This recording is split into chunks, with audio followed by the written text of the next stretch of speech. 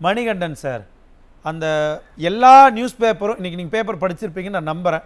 முதல் பக்கத்தில் ஒரு பெரிய விளம்பரம், அதை பார்த்துட்டு நிறைய சந்தேகங்களை கிளப்பியிருக்கிறாங்க. உள்ளபடியே அந்த விளம்பரம் சந்தேகத்துக்குரியதா? அந்த மாதிரி என்ன சந்தேகத்துக்குரிய மாதிரி என்ன நடந்துருச்சு தமிழ்நாட்டில்? தமிழகத்தில் ஜனநாயகத்தின் குரலாக ஒழித்துக் கொண்டிருக்கின்ற நியூஸ் தொலைக்காட்சி நேயர்களுக்கு வணக்கம். என்னோட ஆடியோ சரியா இருக்கா மனோஜ்? கரெக்டாக இருக்குது சார், நீங்கள் தாராளமாக பேசலாம். சரிங்க, அந்த விளம்பரத்தை பத்தி அப்புறம் வரங்க. அதாவது திமுகவோட டிஎன்ஏ என்ன அப்படிங்கறத கொஞ்சம் சுருக்கமா பாக்குற பார்வையாளர்கள், இளம் தலைமுறையினர் தெரிஞ்சுக்கிட்டாங்கன்னா தான் அந்த வரலாறு ஈஸியா புரியுங்க. சதிகாரி இந்திரா, சர்வாதிகாரி இந்திரா, இந்திரா காந்தி விரும்பினால் முதலமைச்சரின் விதவைகள் மறுவாழ்வு திட்டத்தில் சேர்ந்து பயன்பெற்றுக் கொள்ளலாம். இப்படி எல்லாம் எமர்ஜென்சி அப்ப எனது மகனை சிறையில் அடைத்தவர்கள், என் மகன் ஸ்டாலினை சிறையில் அடைத்து கொடுமைப்படுத்தி இந்திராவை நான் மறப்பேனா மன்னிப்பேனா இப்படி எல்லாம் பேசிட்டுங்க. எமர்ஜென்சிக்கு அப்புறம் பாத்தீங்கன்னா சர்க்காரியா கமிஷன் மேல் நடவடிக்கைக்கு போகுது அப்படின்னு சொன்னோடனே அப்படியே 180 டிகிரில ஒரு சோமரசாவுக்கு பல்ட்டி அடிச்சு பாத்தீங்கன்னா, நேருவின் மகளே வருக, நிலையான ஆட்சி தருக, இந்தியா கொண்டாடும் இந்திரா அம்மையார் இப்படிங்கிறது இவருடைய தகப்பனார் கருணாநிதியுடைய கடந்த கால முதல் வரலாறு. அதே மாதிரி பாத்தீங்கன்னா 1989 காங்கிரஸ் கட்சியில இருந்துட்டே அந்த கட்சிக்கு துரோகம் பண்ணிட்டு இந்த விபி சிங்க தலையில தூக்கி வச்சு கொண்டாடிக்கிட்டு தமிழ்நாடு முழுக்க பாத்தீங்கன்னா போர்பாஸ் திருடன் ராஜீவ்காந்தி வருகிறான் பாரிர் அப்படின்னு ஒவ்வொரு கிராமம் தோறும் ராஜீவ்காந்தியோட போட்டோவை அடிச்சு, சொல்ல போனா இந்த நாட்டுல அறிவியல் விஞ்ஞானத்துக்கு அடிகோலிய ஒரு இளம் பிரதமரை எவ்வளவு கேவலப்படுத்தணுமோ, எவ்வளவு கொச்சப்படுத்தணுமோ அவ்வளவும் படுத்தி அவரை கேவலப்படுத்தினாங்க. அப்புறம் பாத்தீங்க, இதுக்கு அப்புறம் என்ன நடந்துச்சு அப்படின்னு பாத்தீங்கன்னா, அதுக்கு பின்னாடி அமைஞ்ச அமைச்சரவையில பாத்தீங்கன்னா தேவகவுடா அமைச்சரவை ஆகட்டும், குஜராலுடைய அமைச்சரவை ஆகட்டும், அதுக்கு வெளியில இருந்து ஆதரவு கொடுத்த காங்கிரஸ் கட்சியோடைய மந்திரி சபையிலேயே மந்திரியா இருந்து அனுபவிச்சது திமுகவுடைய வரலாறு. 1998க்கு அப்படியே வந்துடுறாங்க. நான் ஷார்ட்டா சொல்றேன். பாத்தீங்கன்னா பண்டாரங்கள் பரதேசிகள் பாஜகவினர் அப்படின்லாம் சொல்லிட்டு ஆக்டோபஸ்கரம் தமிழகத்தை நோக்கி நீள்கிறது அப்படின்னு அவர்களுடைய ஆட்சி சரியில்லை, அவர்கள் மக்களுக்கு எதிரான திசையில் போறாங்கன்னு அம்மா ஒரு ஓட்டுல அந்த கவர்மெண்ட் 1998ல கமித்த உடனே 99ல உடனடியா அந்த பாஜக வண்டியில ஏறிக்கிட்டு 99ல இருந்து 2004 வரைக்கும் வாஜ்பாய் மந்திரி சபையில 4.25 வருஷம் மந்திரி பதவி அனுபவிச்சுங்க. இதுல என்ன அப்படின்னு கேட்டீங்கன்னா, அப்பதான் அந்த புகழ்பெற்ற 2002 குஜராத் கலவரம் நடந்தப்ப சிறுபான்மையினர் மக்கள் பெரிய அளவுல பாதிக்கப்பட்ட போது கருணாநிதி கேள்வி கேட்கிறாங்க. அது குஜராத் மாநிலத்தின் சட்ட ஒழுங்கு பிரச்சனையில் அதில் நான் கருத்து சொல்வதற்கு என்ன இருக்கிறது அப்படின்லாம் சொல்லிட்டு அந்த படுபாதக செயலை நியாயப்படுத்தி அன்னைக்கு பாத்தீங்க அப்படின்னா சட்டசபை பாராளுமன்றத்துல போர்க்குரல் எடுத்து பேசுறார் டிஆர் பாலு, அப்ப இருக்கிற வாஜ்பாய் அரசாங்கத்துக்காக. சரி, அவங்க பக்கம்தான் இவங்க விசுவாசமா இருந்தாங்களா? பாத்தீங்கன்னா கடைசி 3 மாசம் இருக்கிறப்ப முரசொலி மாறன் மறைஞ்சு போன உடனே அவருக்கு அஞ்சலி செலுத்த வந்த வாஜ்பாய் இந்த பக்கம் பிளைட் ஏத்தி விட்டுட்டு அப்படியே திரும்ப ஒரு சோமர்சாட் பல்ட்டி அடிச்சு பாத்தீங்கன்னா போய் காங்கிரஸோட 2002ல போய் கூட்டணி 2004ல கூட்டணி வச்சுக்கிட்டு 10 வருஷம் அந்த காங்கிரஸ் மந்திரி சபையில அவங்க இருந்தது. இதுதான் திமுகவுடைய வரலாறு. அவங்களுக்கு முதல்ல ஒண்ணு தெரிஞ்சுக்கங்க, பலன் வேணும்னா கொள்கை கிடையாது, எந்த அவங்களுக்கு சித்தாந்தமும் கிடையாது. யாரோட சேர்ந்தா பதவி அனுபவிக்கலாம்.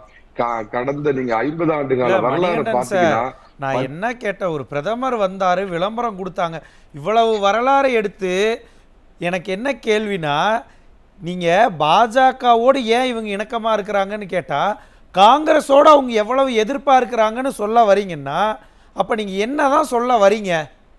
காங்கிரஸ் இவங்க இப்படிதான் டீல் பண்ணுவாங்கங்கிறீங்களா? இல்லைங்க, அதான் சொல்ல வரேன். 2011ல பாத்தீங்கன்னா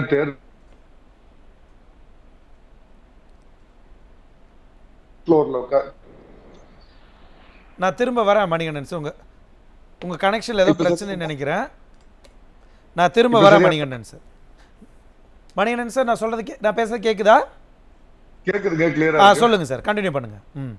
2011ல என்ன பண்றாங்க அப்படின்னு கேட்டீங்கன்னா, கருணாநிதியை வீல் சேர்ல அறிவாலயத்துல ஃப்ளோர்ல விட்டு உட்கார வச்சுட்டு, அதுக்கு முன்னாடி நடந்த பிரச்சனை தான் தெரியும். அப்ப என்ன சொன்னார் அப்படின்னு கேட்டீங்கன்னா, எனது மகளை கனிமொழியை சிறையில் வாட செய்த இவர்களை நான் மறப்பேனா மன்னிப்பேனா, கூடா நட்பு கேடாய் முடியணும்னு அப்புறம் காங்கிரஸ் பேச வேண்டிய மொழியில அறிவாலயத்துல பேசின உடனே 63 நாயன்மார்களுக்கு சீட்டு கொடுத்த இப்படிலாம் எதுக்காக சொல்ல வந்தனா, தங்களுடைய நலம் தாங்க பண்ற அயோக்கியத்தனம் வெளியே தெரிஞ்சிடக்கூடாதுங்கிறதுக்கு யாரை வேண்டுமானாலும் ஆதரிப்பார்கள். எந்த லெவலுக்கு வேணாலும் கீழே போய் தரம் தாழ்ந்த அரசியலை பண்ணக்கூடிய திமுக அவருடைய வழியில அவருடைய மகன் இன்னைக்கு அந்த இதுல இருக்கிறாரு.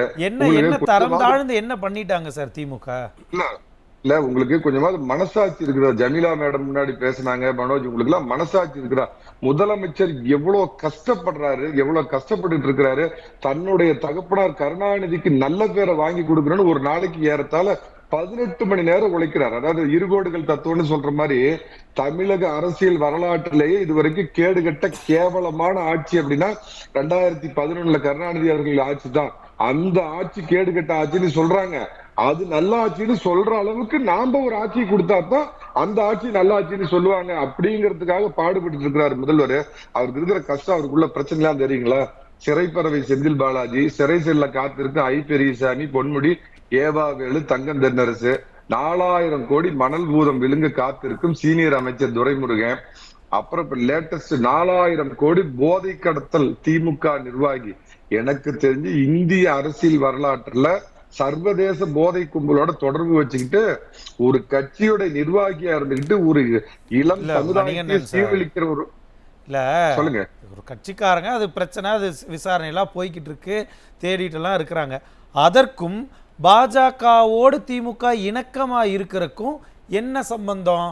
எங்கிருந்து எதை முடிச்சு போறீங்க? அததான் சொல்றேன். இப்ப முக்கியமா பாத்தீங்கன்னா ரெண்டு பூதம் போதும். 4000 கோடி மணல் பூதம் இவங்களை முழுங்க போகுது, 4000 கோடி போதைப் பொருள் கடத்தல் ரெண்டும் இவங்களை முழுங்க போகுதுங்கிறப்ப இங்கெல்லாம் வர்றப்ப பிஜேபிக்கு எதிராக கம்பு சுத்திட்டு வெண்கொடி தாடி வேந்தே மோடி அரசே எங்களை காப்பாற்றுன்னு அங்க போய் விழுறாரு. எப்படி அவர் தகப்பனார் அந்த காலத்துல போய் காங்கிரஸ் காலில் விழுந்தாரோ, சர்க்காரியா கமிஷன்ல இருந்து ஊழல் புகார்ல இருந்து தன்னை பாதுகாத்துக் கொள்வதற்கு எப்படி போய் காங்கிரஸுக்கு அன்னைக்கு கொடை பிடிச்சி சேவகம் பண்ணாரோ, ஆட்சியில இல்லாதப்ப கருப்பு பலூன் விட்டுட்டு ஆட்சியில இருக்கிறப்ப வெண்கொடையை போய் ஏர்போர்ட்ல புடிச்சிட்டு இத்தனை பிரச்சனையும் சுமந்துட்டு இருக்கிறது வேற என்னதான் சார் பண்ணுவாரு? என்ன சார் பழி வாங்குறீங்களா? மணிகண்டன் சார் உண்மையே சொல்லுங்க, பழி வாங்குறீங்களா? திமுக ஸ்டாலின் எல்லாம் அதிமுக ஆட்சி காலத்துல அதிமுகவை வந்து அடிமைகள் அப்படின்னு சொன்னதை வச்சுக்கிட்டு இப்ப அதை வச்சு நீங்க பழி வாங்குறீங்களா? ஏங்க, டிஜிட்டல் உலகத்துல இருக்கிறோம், சோசியல் மீடியா உலகத்துல இருக்கிறோம். ஒரு 3 ஆண்டுகளுக்கு முன்னாடி வரையும் இவங்க பண்ண அட்ராசிட்டி என்ன, விட்ட கருப்பு பலூன் என்ன, கேலோ இந்தியா இதுக்கும் பிரதமரை அழைக்க வேண்டிய என்ன நிர்பந்தம், இத்தனை பிரச்சனை. ஈடி கிட்ட இவங்களோட எல்லா ஒட்டுமொத்த ஹிஸ்டரி ரெக்கார்டும் இருக்குது. ஐடி வந்து இவங்க வெளிநாட்டுல எங்குங்க முதலீடு பண்ணிருக்கிறாங்க இந்த 3 ஆண்டுகள்ல அப்படிங்கறதெல்லாம் இருக்கிறப்ப இத்தனை பிரச்சனைகள் அவங்கள முழுங்க காத்திருக்கிறப்ப அவங்க பாஜகவோட கள்ள உறவுலாம் கிடையாது, நேரடி உறவு வச்சுக்குவாங்க. அது என்னங்க கள்ள உறவுன்னு சொல்லி போய் நீங்க கொச்சப்படுத்துறீங்க? இந்த ஒண்ணு சொல்றேன், பாஜக சொல்ல வேண்டிய விதத்துல இவங்களுக்கு சொல்லி இருக்குது. ஒரு ஸ்கூப் நியூஸ் நம்ம நியூஸ் ஜே மூலமா சொல்றேன், அநேகமாக என்ற ஒரு வாரத்திற்குள் காங்கிரஸ் கட்சியை அந்த கூட்டணியிலிருந்து வெளியேற்றுவார்கள். அதை தெரிஞ்சுக்கிட்ட காங்கிரஸ் கட்சி வெளியேற்றணுங்கிறது டெல்லி எசமான இட்ட கட்டளை. ஏன்னா காங்கிரஸ் மிஞ்சி போனா 50 இடமோ 60 இடமோ தான் வருகின்ற பாராளுமன்ற தேர்தலில் ஜெயிக்கும்.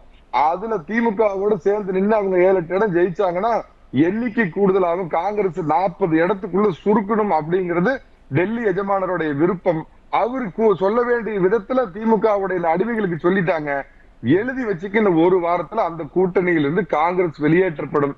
இதை தெரிஞ்சுக்கிட்டு செல்வ பெருந்தை தான் தனக்கு எப்படியும் ஒரு தீவிர நிலைய வித்வானா இருப்பாருன்னு எதிர்பார்த்தாங்க. ஆனா செல்வ பெருந்தை இதெல்லாம் புரிஞ்சுக்கிட்டு ஹைகமாண்டுக்கு ரிப்போர்ட் பண்ண உடனே தான் அவங்க நிகழ்ச்சிக்கு எதுக்கும் போகாதீங்க அப்படிங்கிறாங்க. சோ காங்கிரஸை வெளியேற்றுவதற்கான படலம் தொடங்கிவிட்டது. கிளைமேக்ஸ் நெருங்க போகிறது. திமுக தன் ஊழலில் இருந்து தன்னை காப்பாற்றிக் கொள்ள வேண்டும்னா யாருக்கு இலங்கை ராஜபக்சே கூட போய் கால விழுவாங்க. அந்த மாதிரி கிளைமேக்ஸ் நெருங்குதுன்னா தேர்தல் நெருங்குறத சொல்றீங்களா, இல்ல இந்தியா கூட்டணியினுடைய தமிழ்நாட்டில் இருக்கிற இந்தியா கூட்டணி கிளைமேக்ஸ் நெருங்கிட்டு இருக்குதுங்கிறீங்களா? டாட்டு கூட்டணி டவுட் கூட்டணிங்கிறது இந்தியாவில ஏறத்தால எல்லா மாநிலத்திலும் முடிஞ்சு போச்சுங்க. ஏதோ தமிழ்நாட்டுல தான் நாங்க இன்டாக்டா இருக்கிறோம். இங்க இருந்து கிளம்பி இதோ எங்கள் தலைவர் ஸ்டாலின் போய் தான் அந்த கூட்டணியை கட்டமைச்சார், இவர் தான் கூட்டணியை கட்டமைச்ச கதாநாயகர்லாம் சொல்லிட்டு இருந்தாங்களே, டெல்லி எசமானர் சொல்ல வேண்டிய விதத்துல சொல்லிட்டார் காங்கிரஸை வெளியேற்று அப்படின்னு. அதை வெளியேற்ற போறாங்க. கிளைமேக்ஸ் சொன்ன ஒரே ஒரு இது, அதே சமயத்துல அதிமுகவை மீண்டும் கூட்டணிக்கு வா அப்படின்னு எந்த அளவுக்கு அந்த டெல்லி எசமானர்கள் எல்லாம் பாத்தீங்கன்னா எவ்வளவு நிர்பந்தப்படுத்தி பார்த்தாங்க. உன்னோட ஒட்டு வேணாம், உறவும் வேணாம் அப்படின்னு தூக்கி எறிஞ்சிட்டு, எனக்கு மக்கள் நலன்தான் முக்கியம், 2 தேசிய கட்சிகளும் தமிழகத்துக்கு ஒருபோதும் நல்லது செய்ய போறது இல்ல, இப்ப இல்ல 2026ல இல்ல, அதுக்கு பின்னாடி உங்களோட உறவு கிடையாதுன்னு சொல்லி தைரியமா சிங்கமா நடமாடுற எடப்பாடி பழனிசாமியும் அதிமுகவையும் இவங்க பார்த்து சொல்றாங்க பாஜகவோட ரகசிய உறவு வச்சிருக்கிறாங்க. இது வந்து பாக்குறவங்க காரி மூஞ்சல துப்புவாங்க. கவனமா பேசுங்க. நோ, நீங்க வழக்கறிஞர், ரொம்ப கவனமான வார்த்தைகளை, கண்ணியமான வார்த்தைகளை பயன்படுத்துங்க. நான் திரும்ப, யார் கள்ள உறவு வச்சிருக்கிறாங்க? தன்னுடைய மகனையும் மருமகனையும் குடும்பத்தையும் ஊழல் அமைச்சர்களையும் ஊழல் கட்சியையும் ஊழல் ஆட்சியையும் காப்பாற்ற வேண்டும் என்பதற்காக மோடி என்ற மகாராஜா காலில் விழுந்து கிடப்பவர் ஸ்டாலின் என்பதை தமிழக மக்கள் தெரிந்து. மணிகண்டன் சார், ரொம்ப சுருக்கமா சொல்லுங்க. இங்க நடக்கக்கூடிய இந்த பாஜகவோடு திமுக காட்டக்கூடிய இந்த நெருக்கம் இருக்கு இல்லையா, அவங்க கூட சொல்லியிருந்தாங்க, அவங்களுடைய அந்த ஆக்டிவிட்டிஸ் பார்த்தாலே தெரியுது அவ்வளவு நெருக்கமா இருக்கிறாங்க. இதெல்லாம் மக்கள்கிட்ட எப்படி போய் கன்வே ஆகும்? நாடாளுமன்ற தேர்தலை எப்படி எதிரொலிக்கும்? மனோஜ், அதுக்கு முன்னாடி மோகன் சொன்னப்ப சார் ஒண்ணு சொல்லியிருந்தாங்க, பிரைம் மினிஸ்டர் வந்து அவர் வரவேற்கிறது புரோட்டோகால் அப்படின்னு. 1991-96ல அம்மா தமிழக முதலமைச்சரா இருக்கிறப்ப தமிழக நலனுக்காக செயல்படுறாருன்னு சொல்லி நரசிம்மராவ் அவர்கள் சென்னைக்கு வந்தப்ப அம்மா புறக்கணிச்சிருக்காங்க. அதே மாதிரி மன்மோகன் சிங் அவர்கள் பிரதமரா இங்க வந்தப்பயும் அம்மா புறக்கணிச்சிருக்காங்க. அதே சமயத்துல முன்னாள் பிரதமரா இந்திரா காந்தி 77 வந்தப்ப அடிச்சு மண்டையை உடைச்சு ரத்தம் வந்தப்ப அதுக்கு ஒரு கேவலமான கமெண்ட் பண்ணது திமுக காரங்க. அதிமுகவுடைய அம்மா. இது ரெண்டுக்கும் உள்ள வேறுபாடுங்க. ஈழத்துல பாத்தீங்கன்னா தொப்புள் கொடி உறவுகள் எல்லாம் அறுத்து கொல்லப்பட்ட போது ஐயா கருணாநிதி முதலமைச்சரை காப்பாத்துங்கிறப்ப ஒரு அடிமை இன்னொரு அடிமைக்கு எப்படி உதவி செய்ய முடியும்னு அந்த காங்கிரஸோட மந்திரி சபை விட்டு வெளியே வந்துடக்கூடாது அப்படின்னு இருந்த கருணாநிதி எங்க 98ல தமிழகத்துக்கு எதிராக செயல்பட்டீங்கல்ல, உங்களை கமுத்துறேன்னு வாஜ்பாய் அரசாங்கத்தை ஒரு ஓட்டுல கமுத்த அம்மா எங்க அப்படிங்கிற தயவு செஞ்சு ஒரு மோகன் சார் பாக்கணுங்க. பீட்டர் அல்போன்ஸை பத்தி சொன்னாருங்க. காங்கிரஸ் கட்சியில காலகாலமா இருந்துகிட்டு ஸ்டாலின் இந்திய தலைவராக உருவெடுக்க வேண்டும்னு கட்டுரை எழுதின திமுகவுடைய நிலைய வித்வான். தனி மனித தாக்குதல் வேணாம், அவர் இங்க இல்ல, அவரோட ரெப்ரசன்டேட்டிவ்ஸ் இல்ல, அதனால வேணாம். வேற அடுத்த விஷயத்துக்கு இந்திய கம்யூனிஸ்டுக்கு 10 கோடியும் மார்க்சிஸ்ட் கம்யூனிஸ்டுக்கு 15 கோடியும் கொடுத்தேன் அப்படின்னு இன்கம் டாக்ஸ்ல வந்து டிக்ளேர் பண்ணிருக்கிற திமுக பெற்றுக்கொண்டேன் அப்படின்னு ஒப்புதல் சீட்டு கொடுத்திருக்கிறது கம்யூனிஸ்ட் அப்படிங்கறத அவர் மறந்து போயிடுறாருங்க. இறுதியா ஒண்ணு சொல்றேங்க, கருணாநிதி அவர்கள் பாத்தீங்கன்னா எமர்ஜென்சி காலத்துல என் மகனை ஜெயில போட்டு அடிச்சு கொண்டாங்க ஸ்டாலின் அப்படின்னாரு. 2Gல மகளை ஜெயில போட்டு கொடுமைப்படுத்தினாங்கன்னு பதவி வேணும்னா அவங்களையும் போய் அண்டி பிழைப்பதுதான் திமுகவுடையது. திரு எடப்பாடி பழனிசாமி உறுதியாக மெகா கூட்டணி அமையும், தேர்தல் தேதி அறிவிச்சோடனே அந்த கூட்டணியை பத்தி சொல்லுவேன் அப்படின்னு இருக்காரு. என்னை பொறுத்தவரை 2011 அடிச்ச சுனாமி எதிர்ப்பு அலையை விட 2 மடங்கு பெரிய அலை இப்ப அடிக்குது. திமுக எதிர்ப்பு ஒன்றே அதிமுகவிற்கு போதுமானது. கூட்டணி வந்தால் கூடுதல் பலம், இல்லாவிட்டாலும் 40லும் வெற்றி. நன்றி மணிகண்டன் சார்.